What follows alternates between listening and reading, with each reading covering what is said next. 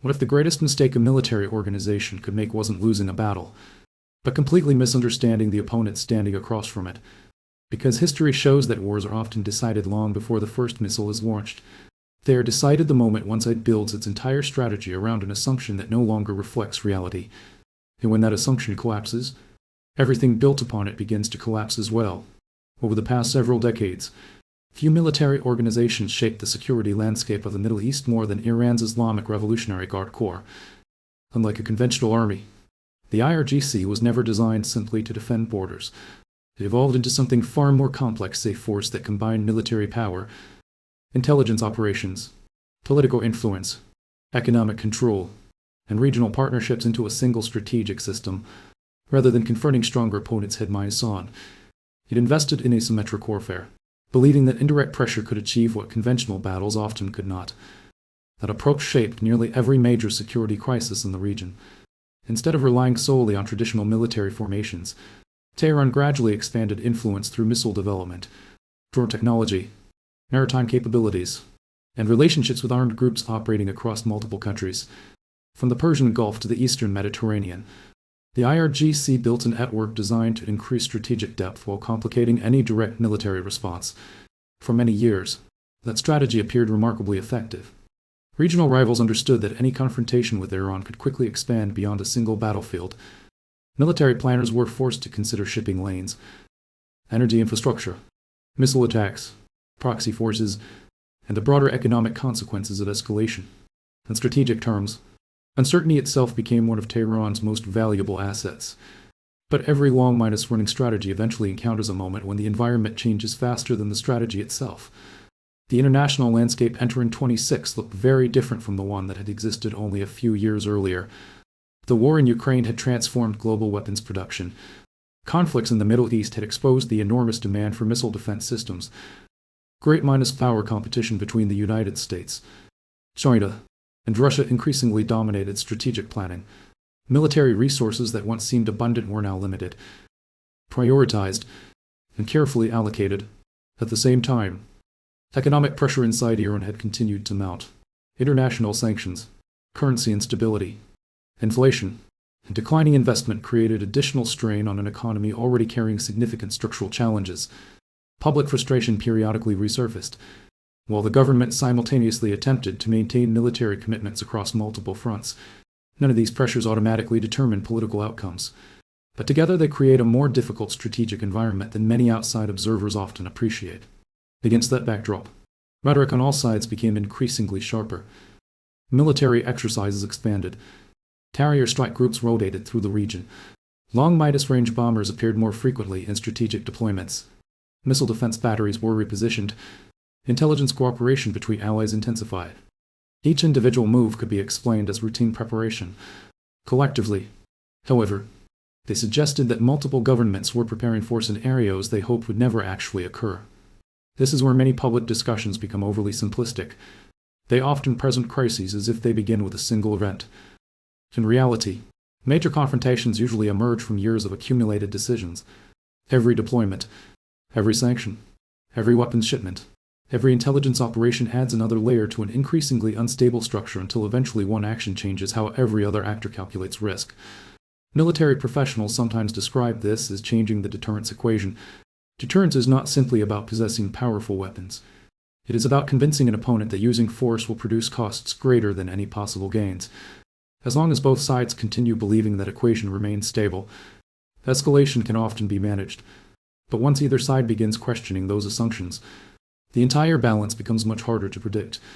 For decades, Iran's strategic posture relied heavily on uncertainty. Potential adversaries could never be entirely certain how Tehran might respond, where pressure might emerge, or how broadly a regional conflict might spread. That ambiguity complicated military planning and often encouraged caution among opponents. However, ambiguity only remains valuable as long as both sides continue believing it provides protection. If political leaders conclude that the strategic environment has fundamentally changed, they may begin viewing previous risks very differently. That possibility appears to have become increasingly important as Washington adjusted its broader security priorities. American military planning no longer focuses on a single theater. Resources must now be divided among Europe, the Indo-Pacific, and the Middle East simultaneously. Every deployment reflects larger calculations extending well beyond any individual regional crisis. This broader context helps explain why analysts pay close attention not only to military movements but also to industrial capacity. Modern warfare is no longer measured only by how many missiles can be launched. It is increasingly measured by how quickly they can be replaced. Every interceptor fired today represents months of manufacturing. Every precision-guided weapon requires complex supply chains stretching across multiple countries. Every air defense battery depends on radar systems, maintenance crews, logistics networks, and continuous production. The battlefield no longer ends where the front lines stop. Factories have become part of the battlefield. Shipping routes have become part of the battlefield. Semiconductor production has become part of the battlefield. Energy infrastructure has become part of the battlefield. This industrial dimension may ultimately prove more important than any single military engagement. Consider the numbers involved. Advanced missile defense systems cannot simply appear overnight. Expanding production requires skilled labor, specialized materials, new facilities, government funding, and years of planning. Even the world's largest defense industries cannot instantly multiply output simply because demand suddenly increases. That reality affects every major power. It affects the United States. It affects Europe. It affects Russia. It affects Iran. Everyone is managing finite inventories while preparing for potentially expanding security commitments. This creates an uncomfortable strategic dilemma. Governments must decide whether to preserve stockpiles for future contingencies or commit them to current crises. Neither option is without risk. Commit too much today, and future readiness declines. Hold too much in reserve, and present opportunities may disappear.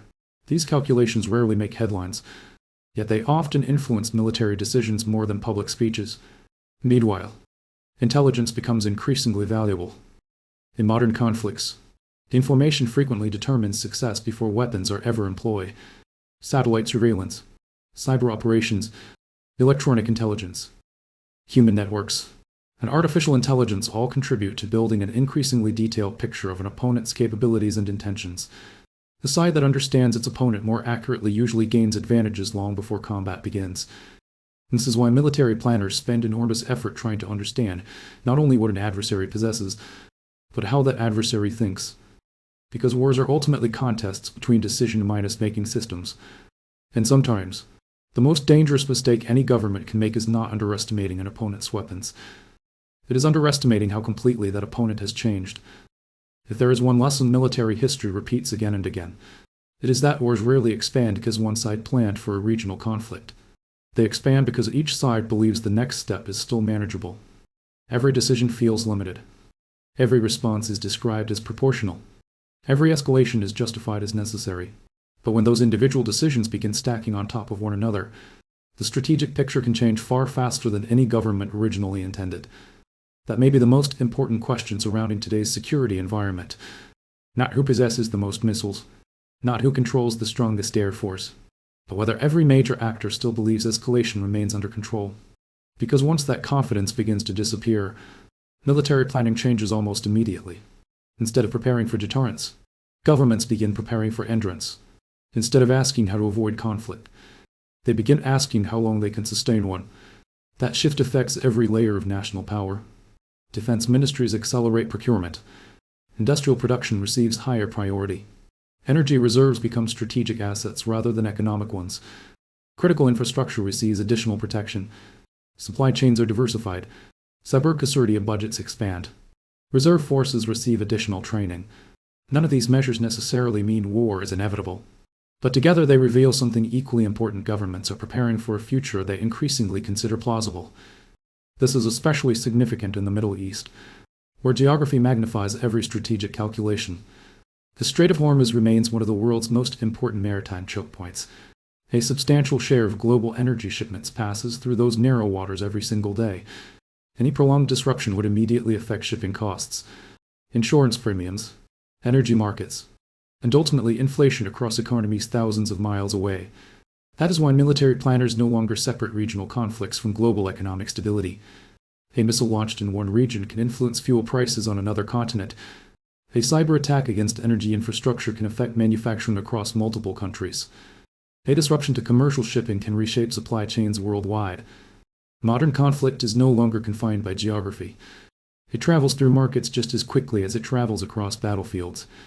This is also why alliances have become more complicated than they appear from the outside. Every partner shares common interests, but no two governments share exactly the same priorities. The United States must balance commitments across Europe, the Indo-Pacific, and the Middle East simultaneously. European governments continue rebuilding defense industries after decades of relatively limited military investment. Regional partners must consider their own domestic security while avoiding actions that could unintentionally widen a conflict. Even countries that publicly support one another often calculate risk differently behind closed doors. That difference does not necessarily signal weakness. It reflects the reality that every capital is managing its own political, military, and economic constraints. Meanwhile, Iran faces its own strategic calculations. Maintaining deterrence requires demonstrating capability. Maintaining stability requires avoiding uncontrolled escalation. Those two objectives do not always point in the same direction. The stronger a country's deterrent posture becomes, the greater the possibility that opponents adjust their own planning accordingly. Likewise, excessive restraint may encourage adversaries to believe additional pressure carries limited consequences. Balancing those competing pressures has always been one of the most difficult challenges facing national leadership. Israel confronts a similarly difficult equation. Protecting civilian populations remains an essential priority. Maintaining deterrence also carries enormous political and strategic importance.